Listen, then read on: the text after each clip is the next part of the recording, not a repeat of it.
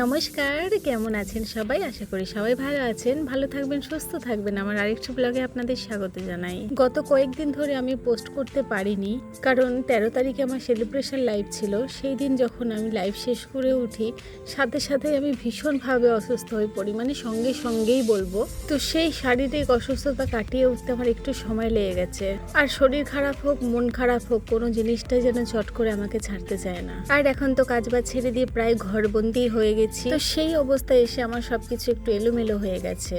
শরীর খারাপ অবস্থায় আমার মাথায় প্রচন্ড যন্ত্রণা হচ্ছিল। তো সেই দিন কৌটো খুলে অনেকটা তেল আমি মেখে ফেলেছিলাম। আর এই এক সপ্তাহ জ্বরে আমি এতটাই দুর্বল হয়ে পড়েছি, আমি ভাবছিলাম কিভাবে আমি মাথায় শ্যাম্পু করব। তো সেই মুহূর্তে এসে গেছে আমার বান্ধবীর কল, বলল চলো আমরা পার্লারে যাব, গিয়ে শ্যাম্পু করে আসবো। একদম হঠাৎই প্ল্যান করা। দুপুরবেলা 2টোর সময় আমি বেরিয়ে গেছি বাড়ি থেকে শ্যাম্পু করতে। চুচড়ো আখন বাজারে আমাদের এই পার্লারটা নতুন হয়েছে, যেখানে সবকিছু কাজের উপর একটা ডিসকাউন্ট দেওয়া হচ্ছিল। তো আমরা সেটাই খোঁজ পেয়ে গেছিলাম সেদিন শ্যাম্পু করতে। অনেকদিন পর বাড়ি থেকে বেরিয়ে মনটা একটু ভালো লাগছিল, আর চুলটাকে নিজের মনের মতো করে ফিরে পেয়েছি, এটাও আরেকটু আনন্দ হচ্ছিল। কতদিন হয়ে গেছে সেইভাবে নিজের চুলের যত্নই করতে পারি না। তো আজকে ওরা যেটা করলো, প্রথমে শ্যাম্পু করে হেয়ার মাস্ক লাগিয়েছিল, তারপরে এখন হচ্ছে ব্লো ড্রাই। আর এরকম কোনো প্ল্যানিং ছিল না যে আমি আইব্রোটা করাবো। এখানে এসে আমার এদের ব্যবহার এতটাই ভালো লেগেছে, তাই আমি ভাবলাম না চলো একটু আইব্রোটাও ট্রাই করা যাক। আমার আর এক বান্ধবী বলছিল এরকম হুটহাট করে একটু বেরিয়ে পড়বি, দেখবি মন মেজাজ ভালো থাকবে। ব্লো ড্রাই এখন শেষের দিকে, আর এটা হলো আমার হেয়ারের ফাইনাল লুক।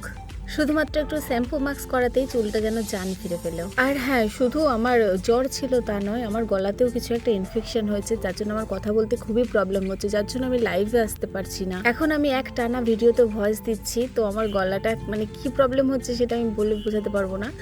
যারা আমার গলার সাথে পরিচিত তারা বুঝতে পারবে যে আমার একটু সমস্যা হচ্ছে। তো হয়ে গেছে আমার আইব্রো করা, এবার আমরা যাব একটু খাবো কিছু।